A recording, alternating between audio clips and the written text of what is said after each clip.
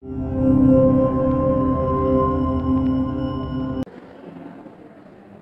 billahi minasyaitonir rajim. Wa a'udzu bika rabbi min hamazati syayatin. Wa a'udzu bika rabbi ayahdurun. Bismillah. Assalamualaikum warahmatullahi wabarakatuh. Innal hamdalillahi jami'an. Wassalatu wassalamu ala jami'in nabiyyina wa ala Muhammadin asrafil khalqi jama'ah. Allahumma salli ala sayyidina Muhammadin wa ala alihi wa ashabihi alladhina nalu sa'adatal haqiqiyyata fid dunya wal ukhra. Allahumma salli ala sayyidina Muhammadin wa ala alihi wa azwajihi wa dzurriyyatihi biqadri azmatika fi kulli waqtin wahid. Amma ba'du. Sebelumnya mari sama-sama kita memohon ampun untuk kesalahan kita sebagai manusia biasa. Tidak lupa kita memohonkan ampunan untuk kesalahan kedua orang tua kita. Dan siapa saja yang mempunyai peran andil dalam terwujudnya kemerdekaan Republik Indonesia, semoga Allah senantiasa memberikan ampunannya sebagaimana ampunan yang telah diberikan kepada para nabi ala hadin niyah wa ala kulli niyatin salihah. Hayya ala qiraatil furqan al-Fatihah. A'udzu billahi minasyaitonir rajim.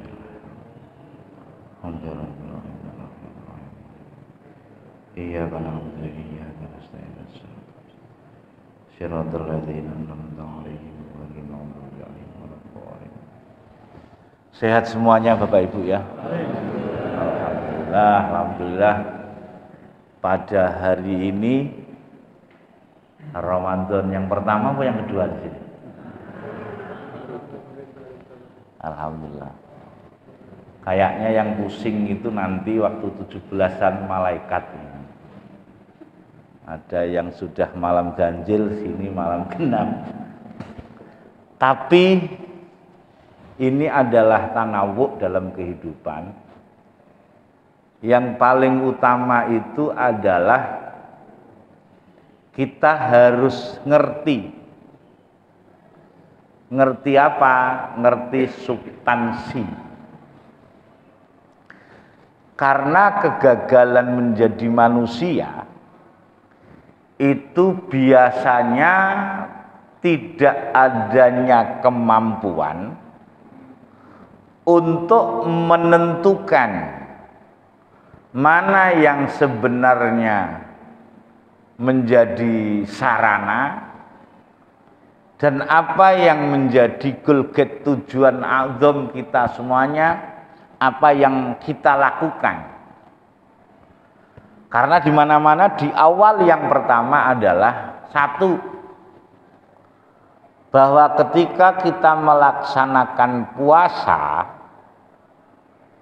itu semuanya sudah mempunyai niat, biasanya bareng-bareng nawaitu an adai fardhi sahri Ramadana lillahi ta'ala.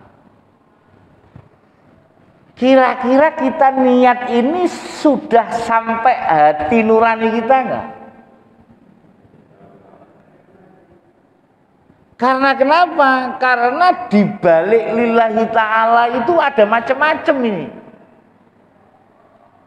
Gitu. Kalau sudah lillahi ta'ala, ya jangan dicampuri yang lain-lain. Karena apa? Karena perintahnya Allah adalah fa'budillaha mukhlishan lahuddin. Wa ma umiru illa liya'budullaha mukhlishina lahuddin. Semuanya tahu dan ngerti. Tetapi bagaimana mengaplikasikan bahwa mukhlishina lahuddin? Kalau panjenengan buka coba dan dibuka di surat 39 Az-Zumar ayat 2, perintahnya Allah adalah memurnikan ketaatan.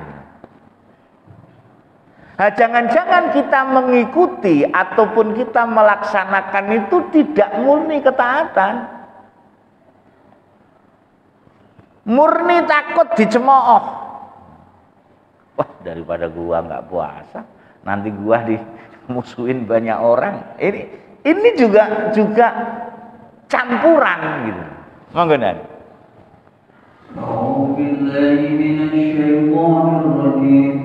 Bismillahirrahmanirrahim.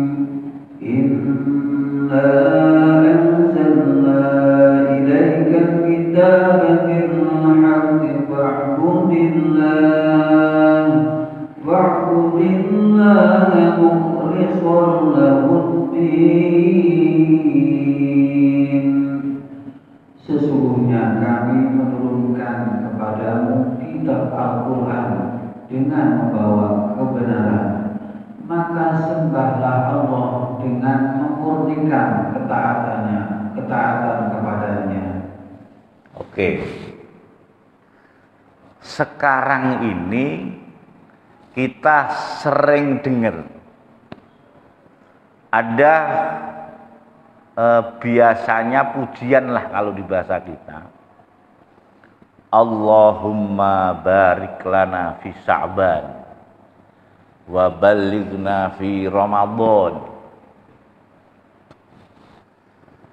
Kenapa ada bulughur Ramadan ketika kita kemudian pernah dengar juga ketika mati di bulan Ramadan, padahal ayat ataupun statement nabinya bukan mati di bulan Ramadan, tetapi ketika mati itu di waktu Ramadan, dijamin keniscayaannya Allah.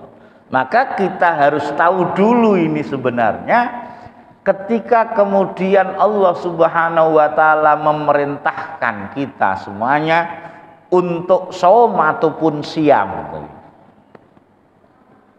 maka secara bahasa bahwa as-shaumu itu adalah al-imsak, dalam bahasa Jerman alias Surabayanya itu ngeker itu menahan.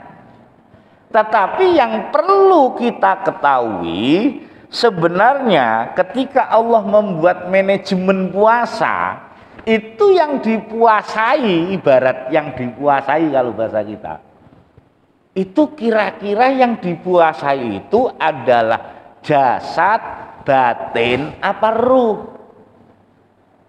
Sementara ini kira-kira yang hadir di sini ketika di bulan puasa, bulan Ramadan, kira-kira puasanya itu jasadian, ruhian, apa batinian? Jasad. Kalau jasad saya juga kurang yakin gitu loh. Kita ini kurang yakin. Karena ketika puasa Ramadan itu bukan tambah kurus tapi tambah gemuk. Ya contohnya saya sendiri. Loh, berarti kan masih perlu dipertanyakan gitu. Kalau puasanya jasad, enggak juga gitu. Maka yuk kita harus tahu komponen. Kira-kira Allah Subhanahu wa taala nantinya itu bermain di mana, di komponen yang ada di dalam diri kita ini. Yang kita tahu Bapak Ibu, sementara ini yang kita tahu komponen kita sebagai manusia itu apa sih? Sehingga nanti kalau kita ini puasa, oke, itu yang mana yang harus kita puasai? Sehingga nanti kita akan mampu menentukan ini mana ini sebagai subjeknya, sebagai predikatnya, sebagai objeknya gitu. Kira-kira menurut panjenengan kalau puasa itu kira-kira puasa ini kata sifat atau kata kerja kira-kira ini? Guru bahasa Indonesia ada.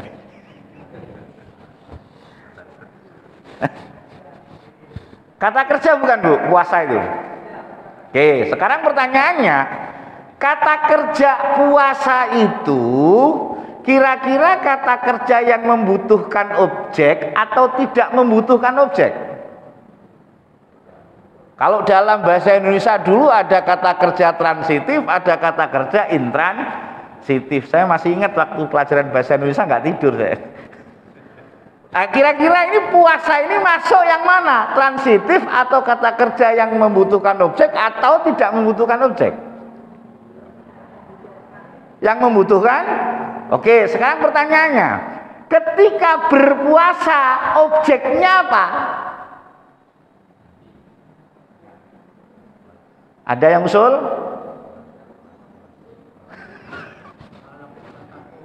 Loh, objek. Saya memukul kepala, berarti kepala jadi objek. Sekarang saya berpuasa, objeknya apa? Apa? Nafsu? Oh, nasi dan air. Oke. Tidak apa-apa, berarti objeknya adalah. Sekarang saya tanya, Allah nantinya itu akan meminta pertanggungjawaban eksternal panjenengan apa internal panjenengan? Nasi air itu X bukan? X, nggak ada nanti nasi sama air itu dimintai pertanggungjawaban.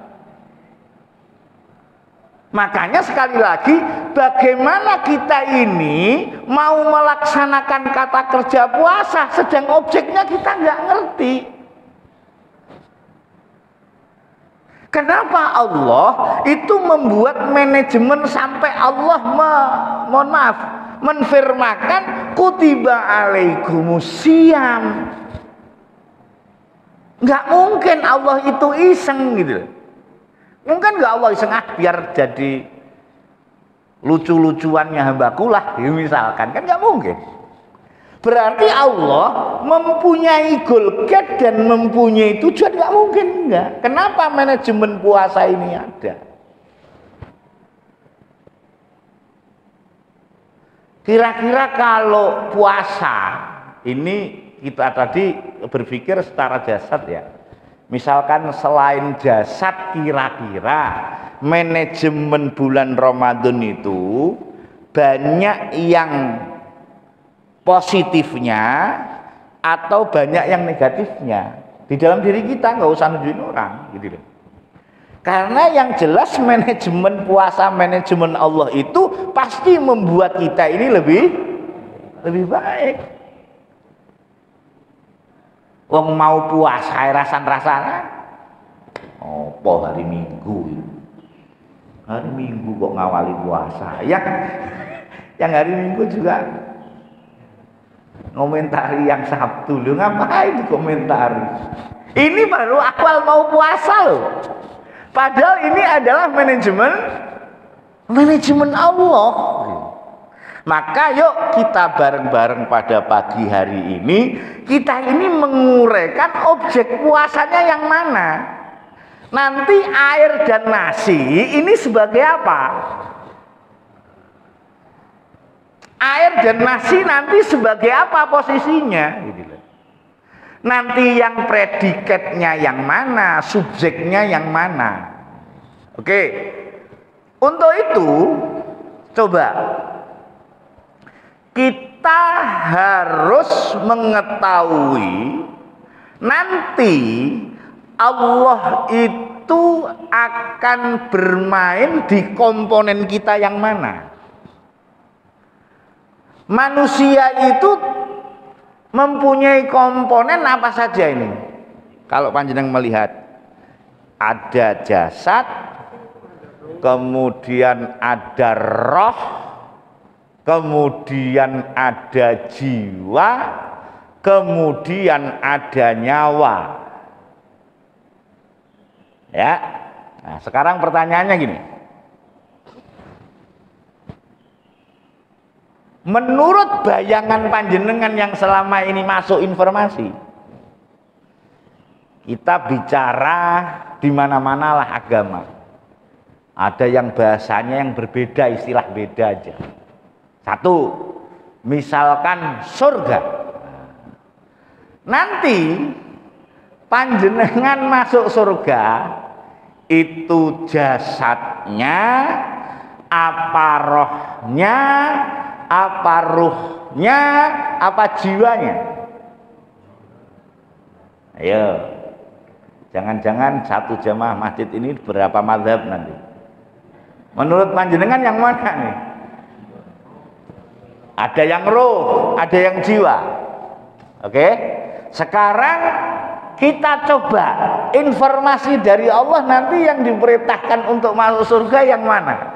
Dan ini semuanya kita hafal sebenarnya. Cuman kita nggak ngeh ketika melafadzkan itu. Surat 89 mulai dari 27.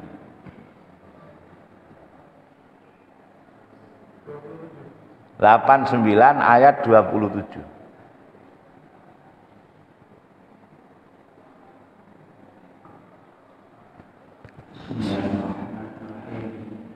Ya ayyatuhan nafsul mutmainnah, hai jiwa yang tenang. Lanjut. Irji'i ila rabbiki radiyatan mardiyah, kembalilah kepada Tuhanmu dengan hati yang puas lagi diridhoinya. Lanjut. Fadkhuli fi ibadi, maka masuklah ke dalam jamaah hamba-hambaku. Wadkhuli jannati, dan masuklah ke dalam surga. Nah, jadi yang disuruh masuk surga apa? Pertanyaannya, sekarang yang panjenengan kuasai yang mana? Saya yakin semua yang ada di sini pasti pernah melantunkan lagu Indonesia Raya. Kalau panjenengan disuruh bangunlah jiwanya, bangun bagaimana? Apa yang kita bangun? Akhirnya terjadi bangunan enggak? Saya ulang. Kalau panjenengan melantunkan bangunlah jiwanya, tapi panjenengan tidak tahu komponen jiwa, akhirnya terjadi bangunan enggak? Ya enggak. Nanti supaya kita tahu mana yang sebenarnya puasa yang akan menjadi objek dan subjek, sehingga nanti kita mendapatkan predikat. Oke, berarti bahwa di sini disuruh masuk apa? Kira-kira kalau yang disuruh masuk ke neraka dan yang masuk neraka ini apa? Roh apa jasadnya? Ya, kita lihat surat 74 ayat 30 mulai 36 enggak apa? Enggak. Nadhirun lil bashar, sebagai ancaman bagi manusia. Lanjut. Lima sya'a minkum ayyataqaddama aw yata'akhkhar. Lanjut. Yaitu bagi siapa di antaramu yang berkehendak akan maju atau mundur. Nah, nih.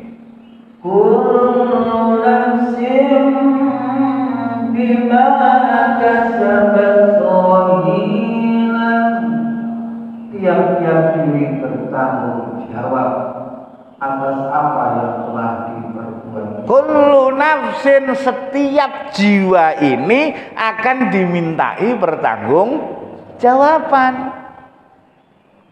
Lanjut. Illa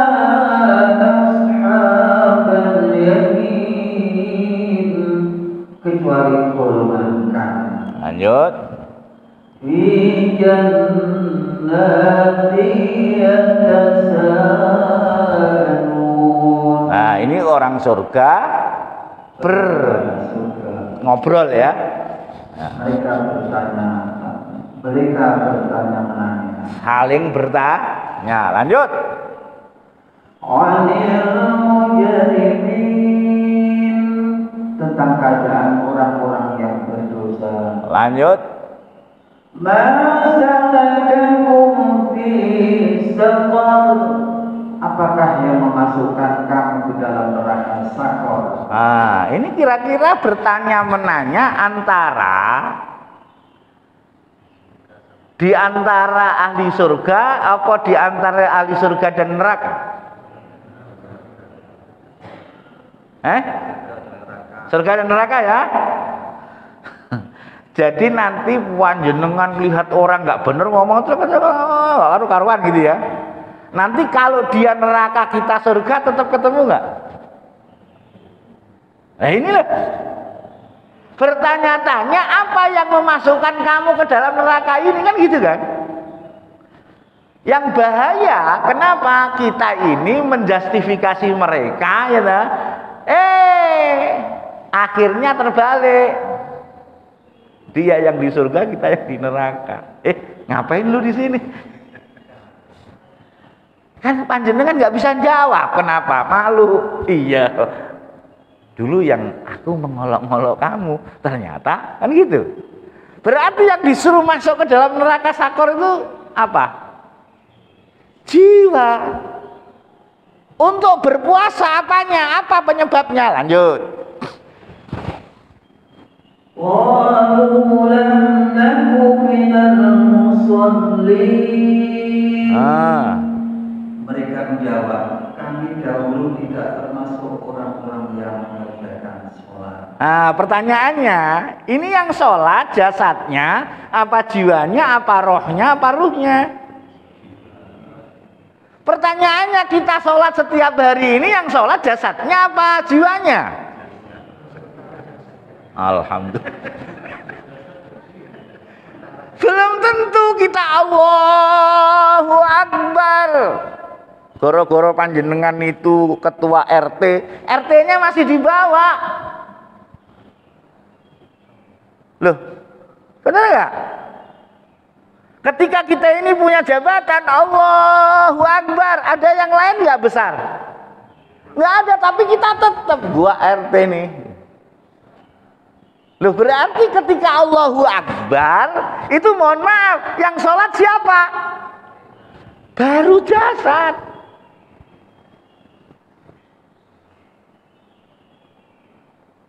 Baru jasad. Inilah yang dimaksud gitu. Karena ini yang ngobrol-ngobrol soal jiwa. Bener, panjenengan itu secara jasad batuk itu sujud. Sama dengan anak-anak ke orang tua. Panjenengan sopan kalau disimbolkan orang Jawa berjalan di depan orang tua begini nggak, menundukkan. Tapi kalau omongan panjenengan nyakitin, kira-kira ini maksudnya tunduk apa enggak? Berarti jasadnya tunduk tapi jiwanya nggak tunduk, masih nyakitin emaknya. Ini umur kita kadang-kadang mohon maaf ini. Udah berapa kali puasa, berapa kali lebaran gitu. Tetap aja kadang nyakitin mak bapaknya, nenek kakeknya. Jadi kapan lulusnya gitu loh. Jadi puasa kita setiap tahun itu latihan apa beneran? Ya kan untuk latihan kan. Oke ini, lanjut. Walam naku nut'imul miskin. Artinya, dan kami tidak pula memberi makan orang-orang miskin. ayo sebenarnya orang yang nggak mau ngasih makan, orang yang miskin, orang yang kepelan, itu yang tidak mau jasadnya apa jiwanya sebenarnya? Ya jiwa. Ya kalau panjenengan nggak percaya dengan ayat ini, udah pelit aja. Nantilah ngerasain di neraka sakor. Kalau yakin, gue yakin banget nih. Ini kan statement Allah, kira-kira insya Allah apa beneran ini? Ya kalau ngomong insya Allah ya panjenengan coba aja. Nggak apa-apa sih nyoba-nyoba nguji adrenalin. Lanjut, ini perintah Allah, informasi dari Allah, ternyata orang yang masuk ke neraka sakor satu, dia tidak mengerjakan sholat secara keseluruhan, jasadnya, jiwanya. Lanjut.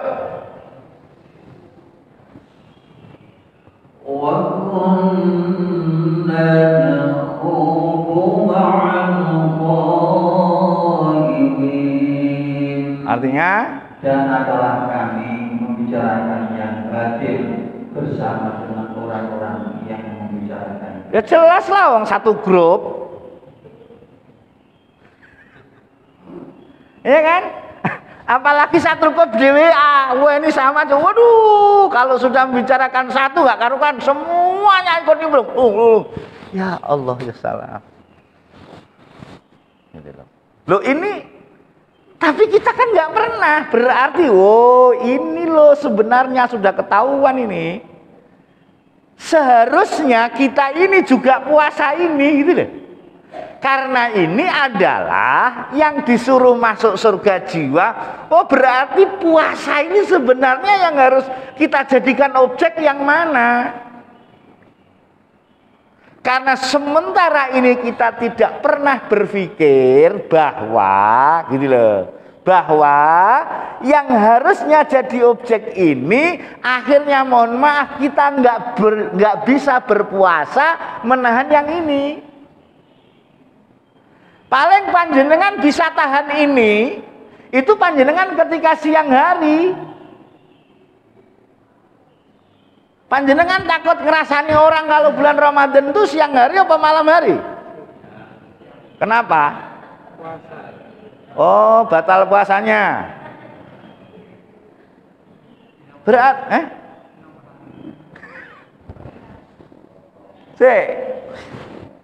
Jadi sebenarnya mohon maaf banget ini. Ya kalau sakit hati. Jadi sebenarnya panjenengan itu Tuhannya puasa apa Allah sih? Loh, kalau Allah emang malam hari nggak ada. Jadi Allah itu adanya siang hari gitu. Sehingga ketika malam hari biasa saja. Ayo, kalau nggak percaya, Bu, nanti ada yang jadi provokator, jadi iblis sedikit lah. Kalau panjenengan ngerasani tetangga siang hari mesti, ini puasa gitu. Coba malam habis sisa habis maghrib. Kira-kira teman panjenengan ikut nimbrung apa nyegah? Puasa. Enggak, ini enggak puasa, ini malam hari ya. Ini gara-gara apa? Gara-gara kita tidak tahu ataupun belum mampu untuk menentukan objek. Oke? Ini dah. Jadi komponennya adalah jiwa. Sekarang ya, kalau komponen jiwa kita harus tahu komponen jiwa. Komponen jiwa itu apa? Seperti yang tadi kita sampaikan bahwa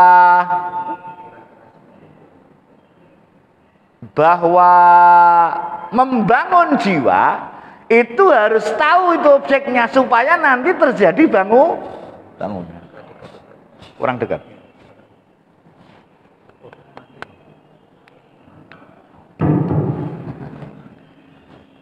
Berarti nggak sengaja mati. Baik.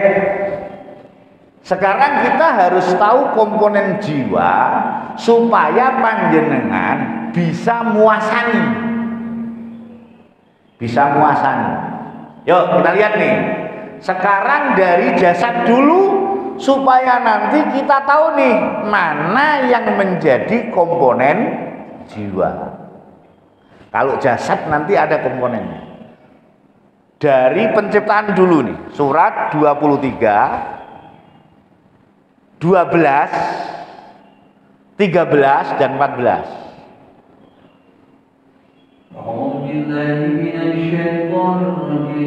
Bismillahirrahmanirrahim. Walaqad khalaqnal insana min sulalatin min tin. Dan sesungguhnya kami telah menciptakan manusia dari suatu sari pati berasal dari tanah. Tsumma ja'alnahu nutfatan fi qararin makin. Kemudian kami jadikan sari pati itu air mani yang disimpan dalam tempat yang kokoh terakhir. Tsumma innakum ba'da dzalika lamayyitun. Kemudian sesudah itu sesungguhnya kamu sekalian benar-benar akan mati. Tahan. Inilah komponen jasad. Nah, sekarang komponen jasad ini, ya mohon maaf. Jasad itu kalau saya ibaratkan air, itu gelasnya. Paling kalau airnya sudah habis, panjenengan apain? Gelasnya ini ya. Ataupun didaur ulang. Nah, sekarang kemudian ketika sudah sempurna menjadi makhluk, kemudian Allah meniupkan nih surat 32 ayat 9, baru nanti tahu fungsi ataupun komponen yang ada di dalam diri kita ini. Dan nanti yang harus kita puasai yang mana? Monggo.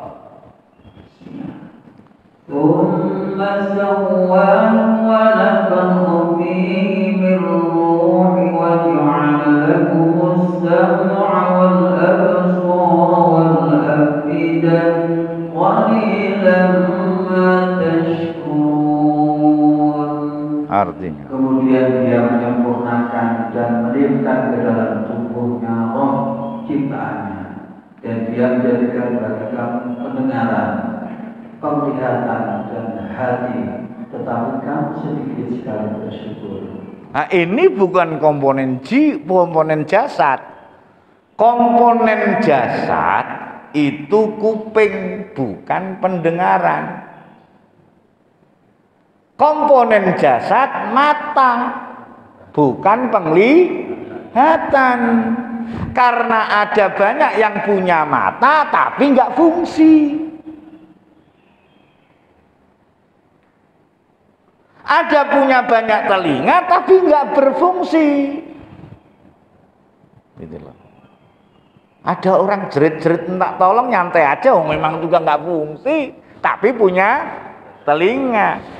Inilah yang dimaksud dengan baterainya habis.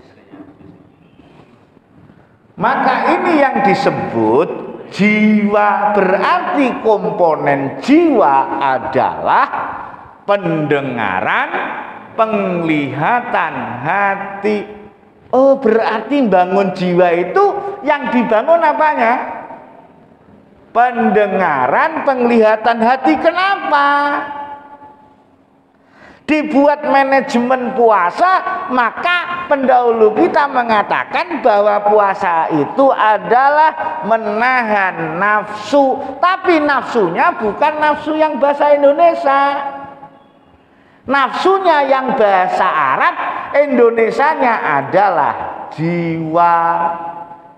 Karena sementara ini kalau puasa Ramadan kayak gini, menahan nafsu. Ayo panjenengan, nafsu apa yang ditahan? Mesti nafsu makan, nafsu malam Jumat, terus apa mana? Mohon maaf nih, informasi yang masuk kan itu.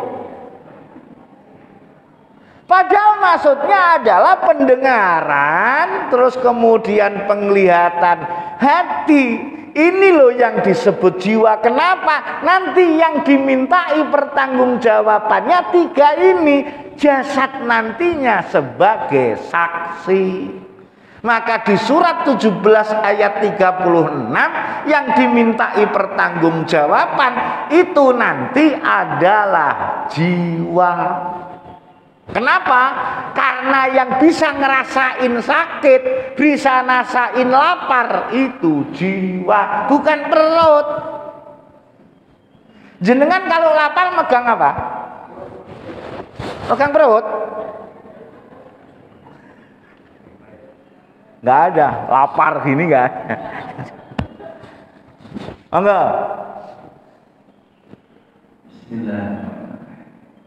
ولا تقف ما ليس لك به علم إن السمع والبصر والفؤاد كل أولئك كان عنه مسؤولا.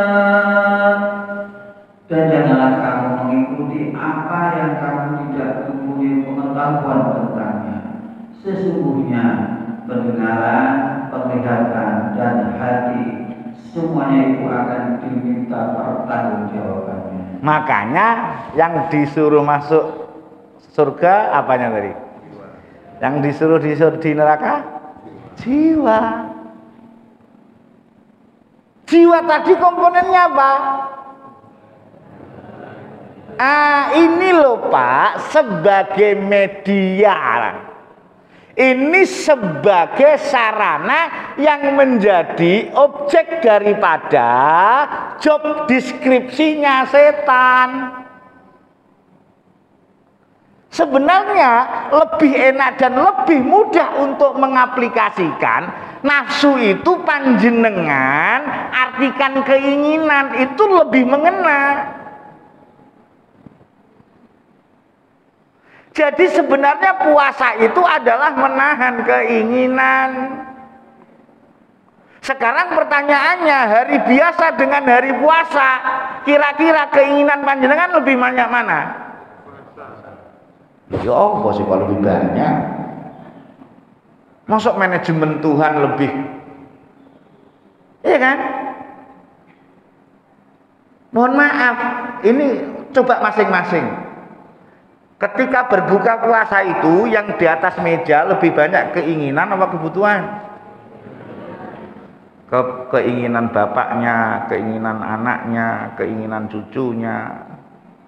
Kadang-kadang keinginan ibunya sama bapaknya beda. Benar nggak? Jadi mohon maaf. Jadi ketika maghrib itu sebenarnya ini panjenengan ini sebenarnya menahan keinginan apa malah ngumbar keinginan? Loh, mohon maaf loh ini. Ya sekali-kali lah Bu, nanti diajarin tuh anak cucu kecil-kecil itu.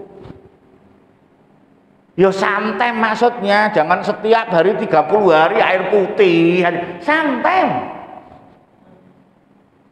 Satu saat sehari, 2 hari, atau 1 bulan itu dibuat nikah untuk didik gitu loh. Tapi kan panjenengan sembunyinya di sunnah Rasul. Buka puasa.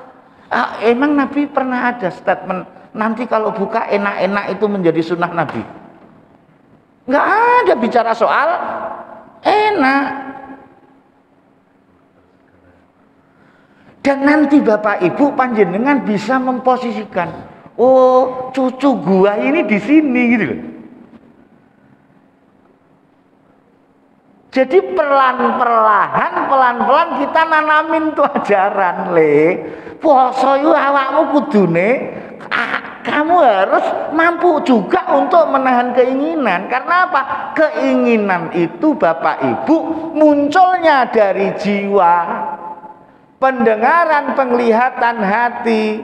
Pernah nggak, mohon maaf, ibu-ibu ini khususnya menganalisa sampai mengobservasi kira-kira anak minta untuk bukan nanti apa-apa, itu gara-gara apa?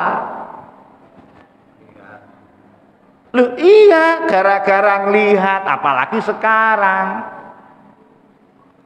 Saya juga heran kenapa YouTube itu kalau Ramadan ikut-ikutan televisi.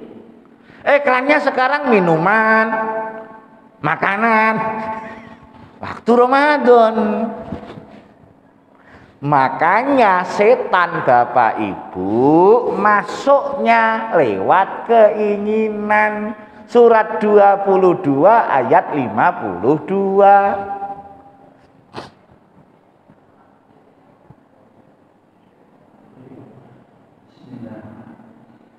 وَمَا أَرْسَلْنَا مِن قَبْلِكَ مِن رَّسُولٍ وَلَا نَبِيٍّ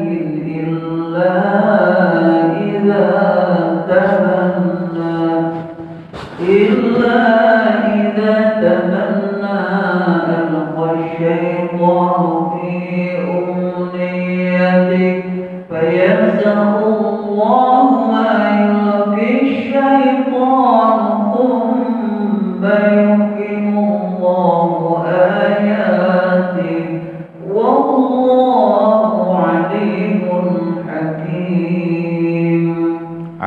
Dan kami tidak utus sebelum kamu seorang rasul pun dan tidak pula seorang nabi, melainkan apabila ia mempunyai sesuatu keinginan, setan pun memasukkan godaan-godaan terhadap keinginan itu. Tahan.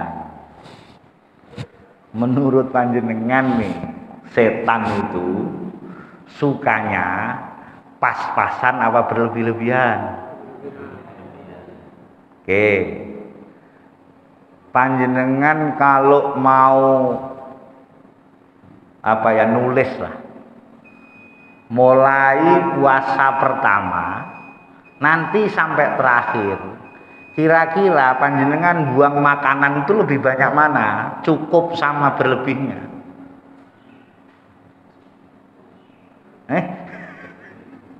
Itu loh, maksudnya gini loh, ketika kita ini berlebih-lebihan, bahkan ini untuk mencukupi keinginan, kecuali keinginan kita itu buat banyak untuk supaya bisa berbagi, tidak masalah.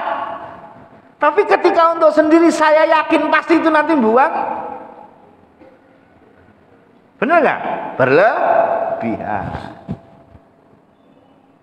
Makanya saya kadang-kadang itu anak saya itu gara-gara juga tak tes, Bu. Anak saya 2 itu saya tes. Kadang saya buat lauk saya lebihi. Itu jadi setan semuanya. Loh bener.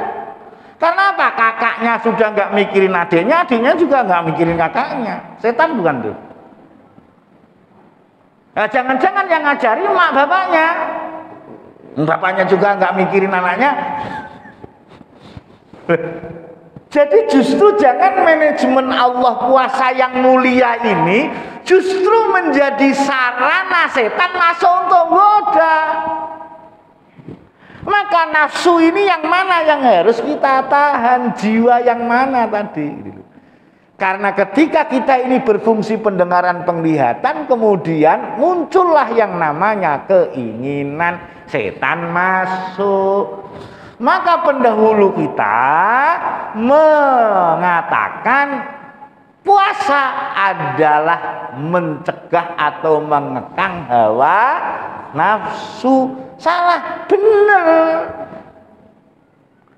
Cuman generasi berikutnya semua nafsu yang bahasa Indonesianya adalah jiwa itu ditahan semuanya, nggak dilakuin. Maka lebih banyak dia ini pasrah kepada Allah supaya tidak digoda oleh setan. Maka kita siangnya tidur. Putu karo mbah padha. Putune ya turu wong. Kadang-kadang saya berpikir gini, Bu, puasa kita ini ketoke puasa bayi. Turu ya ora luwe. Makanya kenapa panjenengan itu ketika tidur pernah nggak panjenengan ngerasain lapar? Nggak pernah. Berarti kalau nahan lapar itu tidur apa malah justru panjenengan harus bangun? Itu gaya nahan lapar, tidur yang ditahan apa? Jadi mohon maaf ini Bapak Ibu, kalau toh puasa ini menahan lapar, sebenarnya rasa lapar itu di mana? Nah, rasa lapar itu di jiwa. Makanya yang harus kita puasai itu adalah jiwa. Jiwa komponennya adalah pendengaran, penglihatan, hati. Ini loh yang harus sehingga Allah Subhanahu wa taala berfirman di surat 24 ayat 30, jagalah pandanganmu. Pandanganmu itu ini kemudian hati panjenengan mengungkapkan pandangan panjenengan.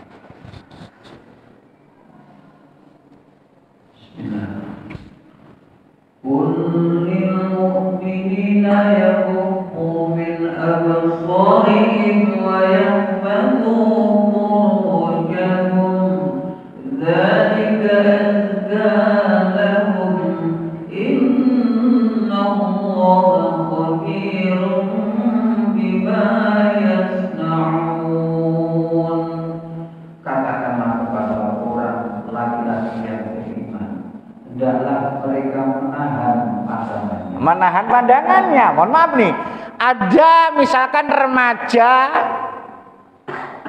3 A B C ngelihat nenek-nenek jalan bawa barang, pandangannya beda-beda nggak? Ada yang kasihan langsung nolong, bener nggak? Ada juga ngapain? Tapi kemudian ada mungkin mahasiswi ataupun siswi gitu loh. Ini beda lagi. Pandangannya sudah beda. Tapi sama-sama pakai mata, tapi penglihatannya beda. Yang satu selewetan aja. Tapi ketika siswi, waduh, masya Allah gak karu-karuan. Sampai mikirnya pandangannya, coba aku tahu nomornya. Loh, sampai nomornya loh. Akhirnya tukaran HP. Ini loh yang disebut pandangan. Maka oleh Allah disuruh menahan pandangan, bukan disuruh menahan, bukan menahan mata. Nah, ini loh manajemen puasa. Sarananya adalah nasi dan air. Kenapa? Untuk supaya panjenengan ini mempunyai kemampuan untuk memanage nafsu. Lebih mudah gitu. Maka nafsu terbagi menjadi 2 yang perlu kita nggak makan nggak minum untuk supaya kita ini mudah untuk memanage nafsu yang dikuasai oleh setan di surat 12 ayat 53. Nafsu tadi apa? Jiwa. Komponennya apa?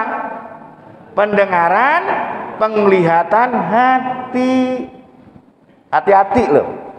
Karena sementara ini mohon maaf, masanya sudah masa mohon maaf YouTube ini dan sebagainya. Hati-hati kalau panjenengan kena senting, dis. Nanti panjenengan dapat yang sabdanya Nabi Muhammad sallallahu alaihi wasallam. Kam min shaimin laisa min siyamihi ilal atas wal ju. Ya enggak apa-apa. Jadi sekarang ini justru mohon maaf lebih banyak buka YouTube-nya daripada buka kitabnya walaupun puasa. Isinya apa? Ya grup tadi. Dan banyak perselisihan. Makanya kadang-kadang kalau grup itu males. Malesnya apa? Satu itu. Tapi kalau misalkan panjenengan untuk melatih gak apa-apa. Ketika misalkan panjenengan tidak sepaham, mampu nggak panjenengan itu, mohon maaf, omongannya tetap dengan omongan yang baik. Itu loh.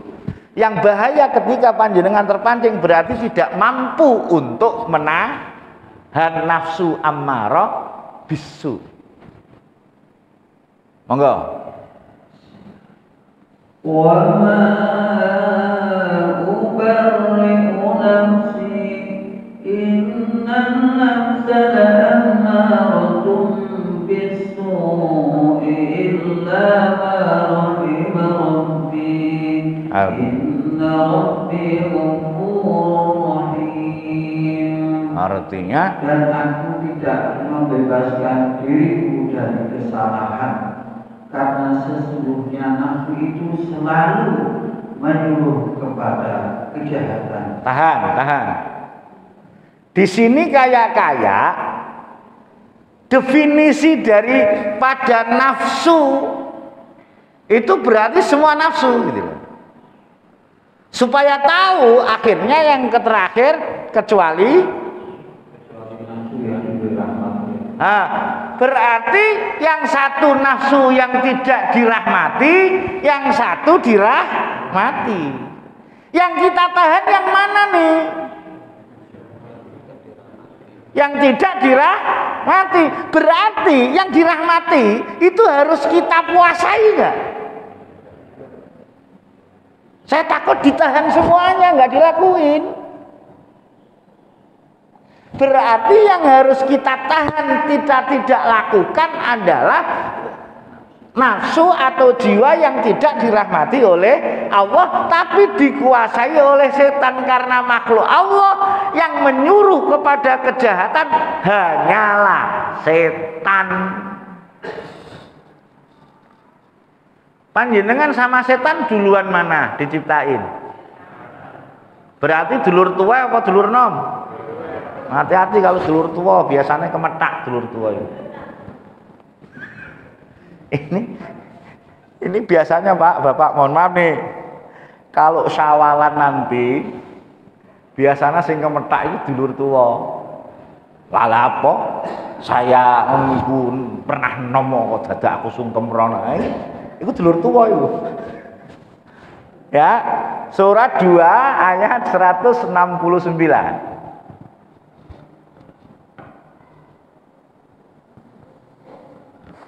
Bismillahirrahmanirrahim.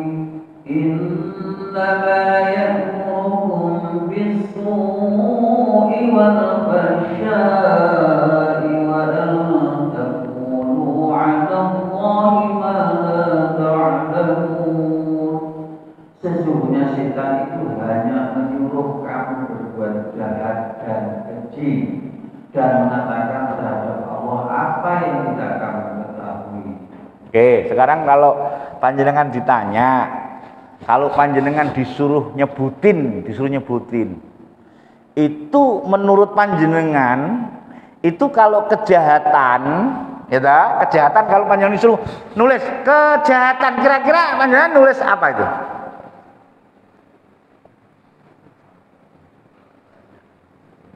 Mesti nyuri, ngantemi uang sih? Pernah nggak panjenengan itu mengatakan bahwa jahat itu adalah mengambil hak orang lain? Termasuk ya?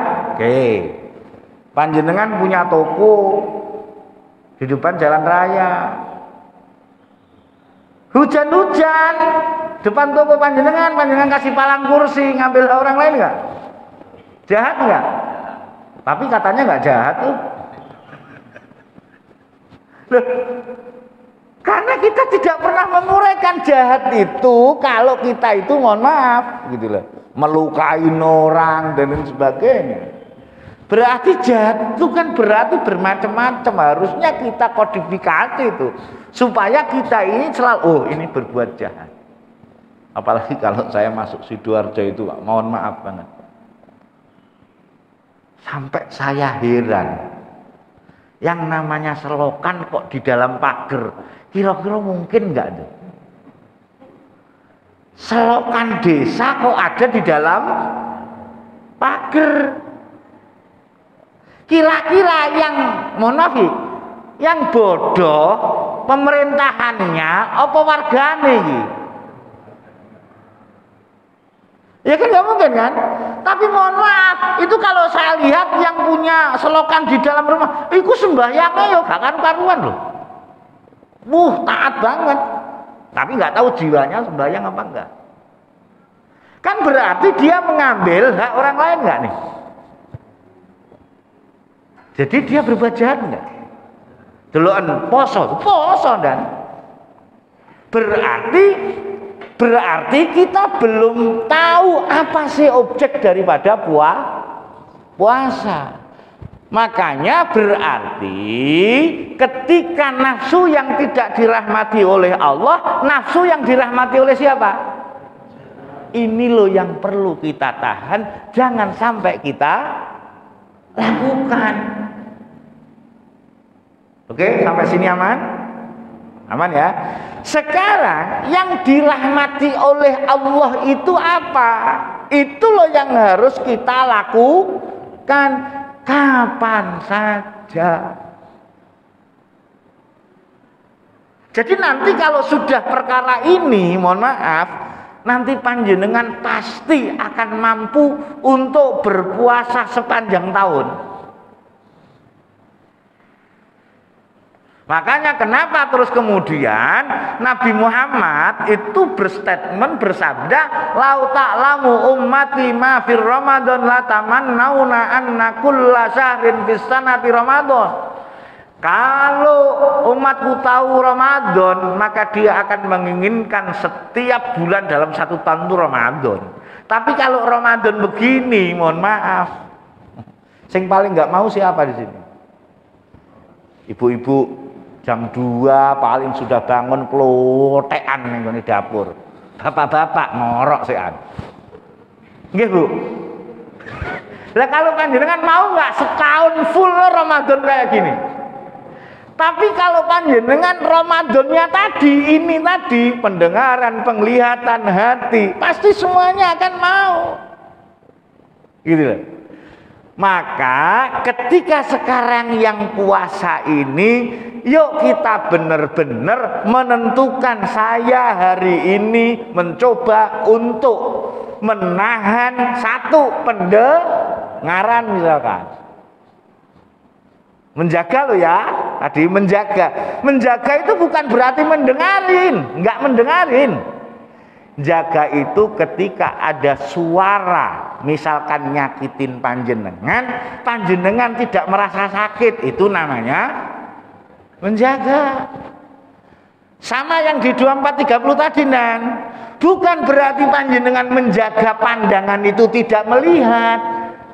Ada HP di sini, panjenengan melihat, panjenengan melihat atau menjaga pandangan untuk tidak mengambil haknya orang lain. Itu benar-benar, ini kalau kita lakukan, mohon maaf, baru nanti setiap hari kita juga bisa untuk mendapatkan predikat. Oh, berarti puasa itu adalah sarana. Kemudian nggak makan, nggak minum, itu disyariatkan. Kenapa? Untuk supaya kita ini mampu memanage yang namanya nafsu yang tidak dirahmati oleh Allah Subhanahu wa ta'ala. Makanya Nabi Muhammad sudah berpuasa sebelum mendapatkan wahyu. Kenapa? Karena Nabi Muhammad mendapatkan wahyu itu sudah dipilih menjadi manusia yang mulia apa belum? Sudah. Berarti mohon maaf, Nabi Muhammad sebelum mendapatkan wahyu Ramadan atau kutiba alaikumusiyam sudah puasa belum? Sudah. Baru ketika mendapatkan predikat Ramadan, kemudian dia diturunin yang namanya Al-Quran. Oh, berarti puasa itu adalah proses untuk supaya mendapatkan apa tadi? Ramadan.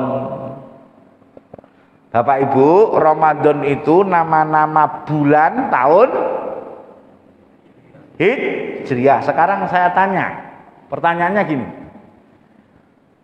tahun Hijriah itu ditetapkan setelah Nabi wafat apa sebelum? Loh, ini satu masjid dua mazhab loh, ini bahaya loh, ini bertengkar loh ini. Jadi tahun Hijriah ditetapkannya setelah Nabi wafat atau sebelum? Yang sebelah utara. Sebelum. Sebelah selatan? Setelah. Oke, sekarang gini. Secara pendekatan sejarah, ketika Nabi masih hidup, sebutannya cuman gini, sebutannya nih. Jadi sebelum ditetapkan itu cuman gini loh. 1 tahun setelah Nabi hijrah, bukan tahun Hijriah. Karena Nabi wafat, ya toh?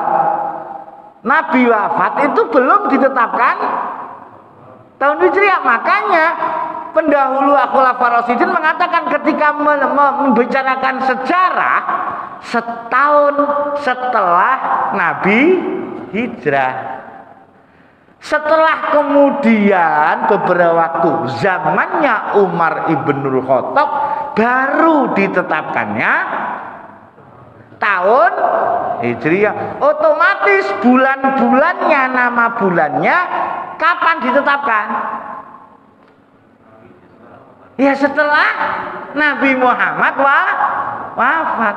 Padahal, maaf nih, ayat Syahrul Ramadan itu diturunkan oleh Allah sebelum Nabi wafat apa sesudah? Berarti Ramadan itu apa? Nama bulannya belum ada.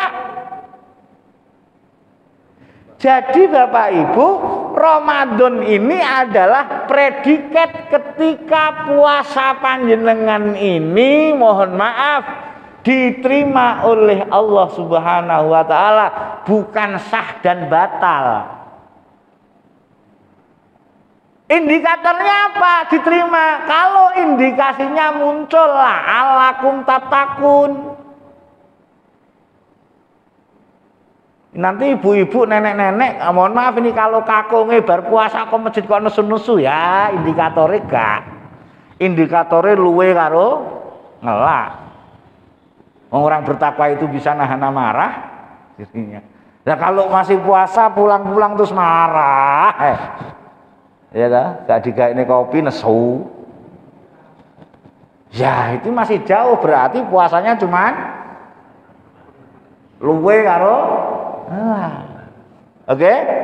Nah, berarti Ramadan itu gini, Pak. Ramadan secara original bahasa itu adalah kondisi atau predikat panjenengan ketika panjenengan mendapatkan balasan dari Allah. Oke. Sekarang tadi harapannya Allah, maunya Allah, panjenengan disuruh puasa untuk menjadi siapa tadi? Orang yang bertakwa. Oke? Berarti puasa panjenengan bisa menjadikan bertakwa. Oke.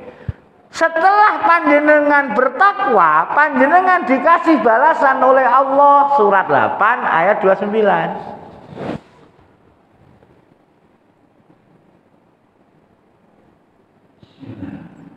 Ya ayyuhalladzina amanu in tattaqullaha yaj'al lakum furqanan wa yukaffir 'ankum sayyi'atikum wa yaghfir lakum wallahu dzul fadlil 'azim. Artinya, hai orang-orang beriman, jika kamu bertakwa kepada Allah, niscaya Dia akan memberikan kepadamu furqan dan menghapus segala kesalahan-kesalahanmu dan mengampuni semua dosa-dosamu. Dan Allah mempunyai karunia yang besar.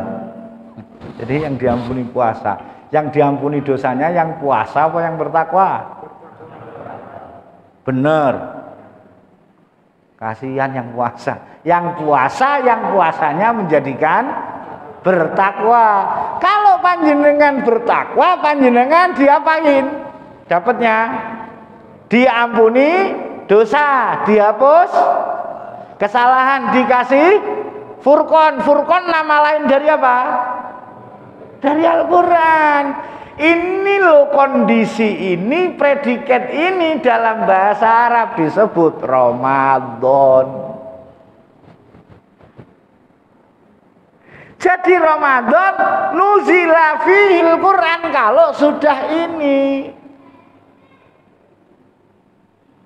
Nah, mungkin nggak panjenengan setiap hari itu di bulan Ramadan.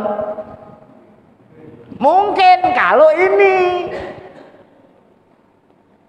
Makanya pendahulu kita kalau ada orang yang pendahulunya mati di bulan Ramadan, waduh enak tenan mati nih. Loh, maksudnya Kanjeng Nabi bukan itu. Maksudnya adalah ketika kita ini di titik delta kematian, kita dalam kondisi Ramadan. Bisa nggak panjenengan nanti itu mengondisikan dan menjaga, menahan Ramadan di dalam diri panjenengan sampai titik delta kematian? Mungkin. Kalau kita ini imanan wahtisaban. Coba saya minta tolong, man shoma ramadhana imanan wahtisaban, biasanya terjemahnya gimana kan? Barang siapa yang berpuasa Ramadhana, berarti kan berpuasa mesti di bulan Ramadan. Imanan wahtisaban diartikan apa? Iktisab itu apa sih? Loh, kita ini mohon maaf ini kadang-kadang ya selengean, bener-bener nggak mau maknai beneran gitu. Terukur iman secara terukur sesuai dengan SOP-nya Allah. Ghufira ma taqaddama min dzambi. Ya bener, ketika panjenengan Ramadan itu panjenengan jadikan sebagai objek, bukan tempat, bukan waktu. Kalau panjenengan menahan, mempertahankan kondisi ini terus menerus, oke, kira-kira dihapus dosanya enggak? Loh iya, dihapus dosa. Maka panjenengan ketika melihat anak berprestasi, panjenengan harus memberi motivasi, nak, pertahankan prestasimu. Oke? Ketika panjenengan mengatakan pertahankan prestasimu, sebenarnya panjenengan ini memerintahkan anak untuk ngapain? Untuk melakukan apa saja yang menyebabkan dia mendapatkan. Oke? Nah, sekarang gini. Puasa yang kita puasai tadi apa? Jiwa, oke? Setelah kita mampu untuk mempuasai jiwa tadi, kita akhirnya mampu meningkatkan menjadi manusia yang Ketika kita ini menjadi manusia yang bertakwa, maka Allah memberi Furqan, kesalahan dihapus, dosa diampuni. Ketika panjenengan diperintahkan oleh Allah, faman syahida minkumus syahra falyasumhu. Kalau kamu tahu bahwa kondisimu sudah di dalam kesucian, maka jagalah kesucian tersebut. Pertanyaannya, ketika ada perintah jagalah kesucian tersebut, berarti panjenengan melakukan apa? Melakukan proses supaya yang panjenengan yang menyebabkan panjenengan dapat kesucian. Sama dengan pertahankan prestasi, baru akan wujud apa? semua umatku akan menginginkan setiap bulan dalam 1 tahun Ramadan. Karena apa? Karena pasti kita akan melakukan yang namanya ketakwaan proses puasa tadi. Maka ketika panjenengan mau memfungsikan yang namanya wahyu, salah satunya adalah peliharalah yang namanya kesucian, karena Allah akan memberikan hidayah, Allah akan memberikan furqan, pembeda antara yang hak dan yang batil. Gitu loh.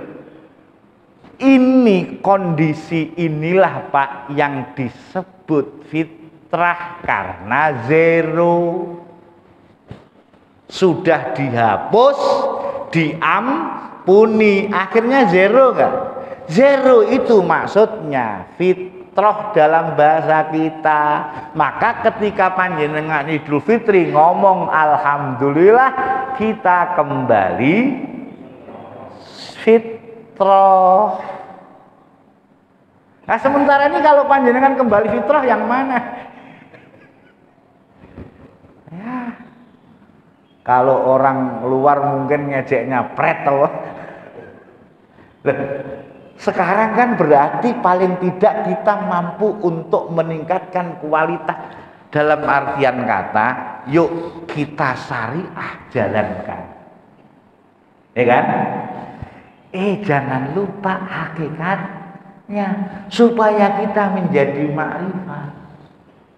Kalau dalam bahasa Jawanya, yuk kita tingkatkan yang selama ini sudah tahu, puasa nggak minum nggak makan, akhirnya ngerti bahwa nggak makan nggak minum itu adalah sarana kita untuk supaya mampu memanage yang namanya nafsu yang tidak dirahmati oleh Allah. Supaya apa? Supaya kita menjadi bijaksana dalam mensikapi hiruk pikuknya dunia. Puasa itu pasti hiruk pikuk ada lah. Ini baru 1 hari, tunggu tanggal mainnya 1 minggu ataupun 2 minggu mesti ada hiruk pikuk grup-grup nanti mulai itu. Oke? Setelah kita ini sudah bijaksana, supaya kita jadi waskita ataupun makrifat ini, sehingga Nabi Muhammad itu paling enak kalau misalkan ada yang nyakitin atau ngolok-ngolok dia, jawabannya cuma satu saking bijaknya. Orang itu kenapa ngolok-ngolok saya? Karena memang tahunya itu dia belum ngerti. Enak tak? Karena dia nggak ngerti. Kalau ngerti nggak mungkin. Contoh, panjenengan pernah nggak dikeplaki sama cucu? Marah? Kenapa? Ya emang nggak ngerti. Loh bener ya? Tapi mohon maaf, panjenengan punya anak yang itu bapaknya cucu ngeplak panjenengan, kira-kira panjenengan gimana? Ya nggak mungkin karena sudah ngerti. Jadi nanti kalau di grup ada yang, mohon maaf ini untuk menahan tadi, kalau ada yang di grup nyelekit atau omongannya nggak karu-karuan, ya sudah nggak komentar. Memang dia belum ngerti bahwa omongan dia ini sebenarnya menimbulkan perselisihan. Yang ngerti bahwasanya perselisihan ayat terakhir 17 ayat 53 sedang jiwanya dikuasai oleh setan, maka menimbulkan perselisihan. Nah, jenengan yang tertawa, oh monggo blis ngono ae wis. Monggo. Bismillahirrahmanirrahim. Wa qul li'ibadi yaqul lati ahsan inna asy-syaitana yanzahu bainahum inna asy-syaitana kana lil-insani 'aduwwan mubina. Dan katakanlah kepada hamba-hambaku, hendaklah mereka mengucapkan perkataan yang lebih baik atau benar. Sesungguhnya setan itu menimbulkan perselisihan di antara mereka. sesungguhnya setan itu adalah musuh yang nyata bagi manusia. Jadi nanti kalau ada di grup kok nimbulkan perselisihan, berarti siapa dia? Loh kok panjenengan ikut setan? Karena memang dia begitu tahunya gitu. Nabi Muhammad itu dua cek-cek ini karena dia belum tahu. Kalau sudah tahu nggak mungkin begitu. Maka sekali lagi, yuk kita rubah paradigma. Bukan merubah, tapi yang lama kita tinggalkan, tidak. Tetapi supaya kita ini mampu untuk meningkatkan kualitas kita. Dari tahu menjadi ngerti lah. Kemudian nanti ketika setelah ngerti, kita supaya menjadi bijak sana. Jangan ngerti saja, akhirnya nyalahin orang tidak bijak. Itu yang perlu saya sampaikan. Mudah-mudahan ini menjadi suatu renungan yang nantinya harus kita aplikasikan dan anak cucu kita harus mengikutinya. Tetap ya, yang nasi sama air tadi tetap dijalankan, tapi kita harus tahu apa fungsi daripada itu semuanya. Ada pertanyaan? Alhamdulillah tidak ada pertanyaan. Yuk kita munajat kepada Allah Subhanahu wa taala. Semoga kita, anak cucu kita dan seluruh keturunan anak cucu kita menjadi manusia hamba Allah yang tunduk patuh di mana saja dan kapan saja. Allahumma amin. Ala hadhin niyah wa ala kulli niyatin sholihah. Hayya ala qiraatil furqan. Al-Fatihah.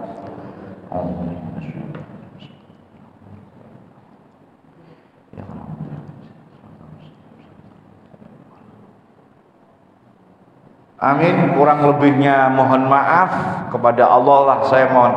Oh, monggo ada pertanyaan satu.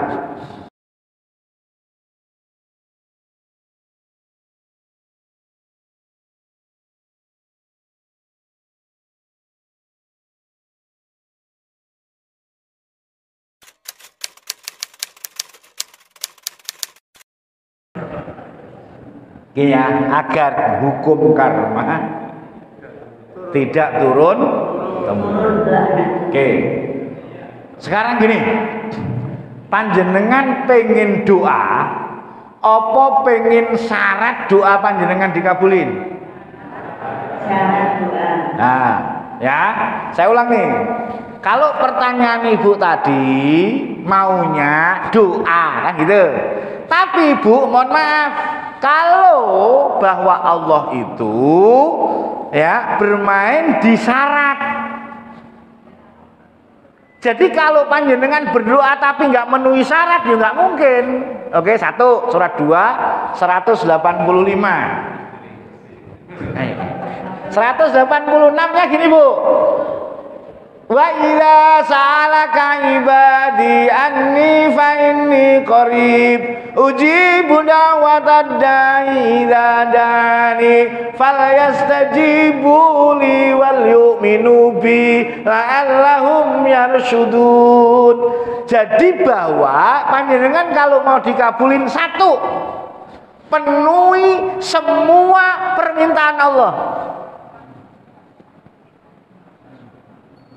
Ini saya takut ibu setelah dia penuhi semua permintaan Allah. Waduh, tambah mumet ini. Itu yang pertama. Yang kedua adalah panjenengan harus mengimani, membenarkan apa yang dibawa oleh Nabi Muhammad sallallahu alaihi wasallam. Oke? Supaya tidak turun karma karena asumsi karma itu adalah pasti yang jelek. Benar nggak? Oke. Sekarang supaya tidak turun karma, maka jangan sampai panjenengan berbuat jahat. Kira-kira ada karma kalau nggak berbuat jahat? Enggak. Dalam bahasa Jawanya enaknya supaya tidak terjadi karma. Ini filsafat dari mbah kita. Lek gak gelem dijiwit ojo jiwit. Anak putune awake dhewe yang gak dijiwit, dong awake dhewe gak pernah jiwit. Oke ya Bunda? Aman? aman. Yuk sekali lagi kita munajat kepada Allah, semoga Allah Subhanahu wa taala memberikan akhlaknya yang mulia kepada anak kita semua, anak cucunya, sebagaimana akhlak Allah yang diberikan kepada Nabi Muhammad sallallahu alaihi wasallam. Al-Fatihah. A'udzubillahi minasyaitonir rajim.